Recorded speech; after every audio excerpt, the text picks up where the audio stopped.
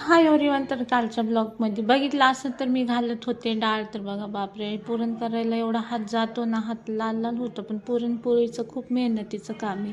पहिलं बायका एक एक पायलीचं पुरणपोळ्या करायच्या, म्हणजे माझी आजी अशी सांगायची. कशा करायच्या काय माहीत, आम्हाला 1 किलोचं नाही होत.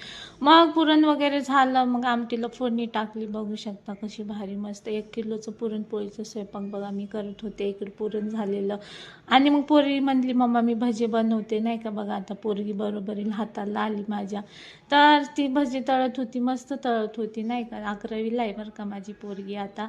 मग ती भजी तळत होती, मग मी पडलेले भांडे घासून घेतले, खूप कामं होते. मग इकडं आमटी उकळत होती आणि इकडं तिला बोलत बोलत ती मला काय काय सांगत होती. म्हणजे सांगत नव्हती तर काय सांगत होती काय माहिती. मग स्वयंपाक करताना लय दम जातो बाबा, काय सांगू, पाय दुखतात थांबून थांबून. मग इकडं मग लगेच संध्याकाळची दिवाबत्ती पण करून घेतली. पोरण जेवायला बोलवायचे होते आणि इकडं मस्त भक्ती लावायची होती, आरती करायची होती.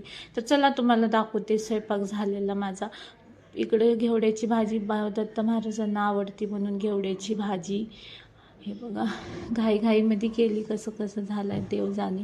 इकडं आमटी मस्त अशी, इकडे भात आणि इकडं भजी पापड नव्हते तळले, माझ्याकडे कुरडयाच नाही आहेत माहिती आहे का. मग पटापट लगेच पुरणपोळ्या केल्या. फक्त मुलांसाठी दूध गरम करायला ठेवलं, मग म्हटलं बाकीच्या नंतर करूया. मग आरती वगैरे केली. मुलं आली, यार पुण्यामध्ये मुलंच नाही भेटत, 4च भेटली. मग तेवढे तर नशीब म्हणले भेटले. आरती वगैरे करून घेतली दत्त महाराजांची आणि मग लगेच पोरांना दिलं जेवायला. तर हे बघा 4च भेटले होते. मग पोरं गप्पा मारत मारत जेवत होते. मग मी त्यांना बोलत होते कुठल्या शाळेत आहे असं तसं. मग त्यांना जेवण वगैरे देऊन झालं, मग ते गेले. हे बघा तर मग गेले आणि मग मी केल्या बाकीच्या पुरणपोळ्या. एक दुर्डी भरून झालेली माहिती आहे का.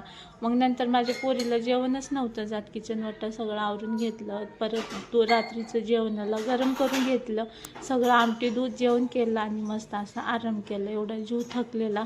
तर चला एवढं मस्त गरम असं झोप घेते. तर चला आजसाठी एवढंच.